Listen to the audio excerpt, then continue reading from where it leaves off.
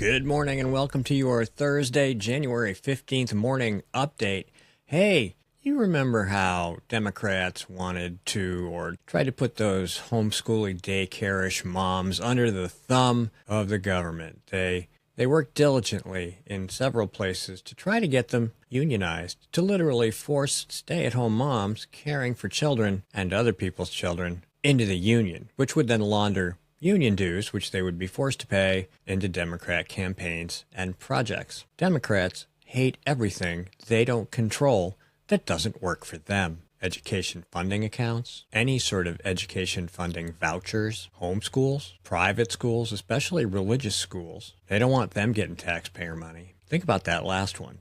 Democrats advocate for and direct and defend billions of dollars to Christian organizations that resettle refugees, many of whom happen to be Somalians. And now we've got this Somalian scam going on in Minnesota, and it's getting bigger and bigger and bigger. Here's a clip from Matt Walsh. Yes, I need to point out that there is not a single white person in the entire video that Blue Cross put out.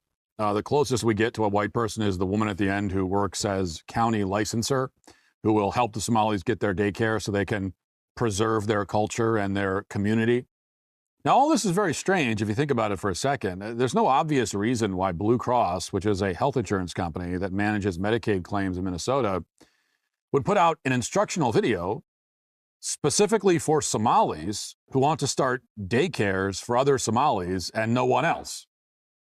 I mean, there's no apparent reason why they'd want daycares to be established that exclude white children. There's no reason why they'd want to preserve Somali culture and only Somali culture. But that's their goal based on this video.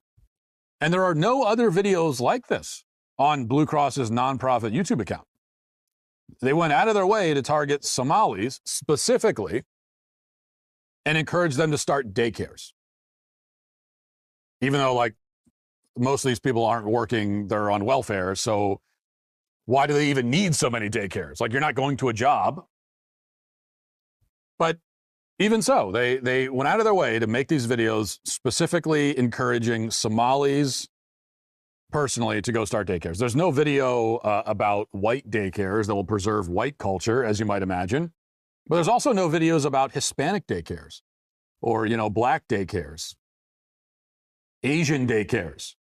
They're all about Somalis and only Somalis. So what's going on here? So Somalians are defrauding Medicare so that they can stay at home. They are defrauding daycare funding so that they can make more money watching their own children. They tap into feeding the future funding. They then get more funding by claiming that those children have autism, all so that they can preserve their family, their culture, and I would have to think, at least in some respects, their religion. That's hundreds of billions of dollars nationally, fraudulently laundered into their home-based care business, their leering centers. Democrats are defending this fraud. They are. They're pretty pissed off about it because they got busted. Some of that money comes from these businesses, these fake businesses, and ends up in their campaign coffers. It works for them. If it were anyone else, Democrats would be doing everything in their power to prevent them, to stop it, to undermine it. They would say it is illegal, unconstitutional, to allow taxpayer dollars to go to this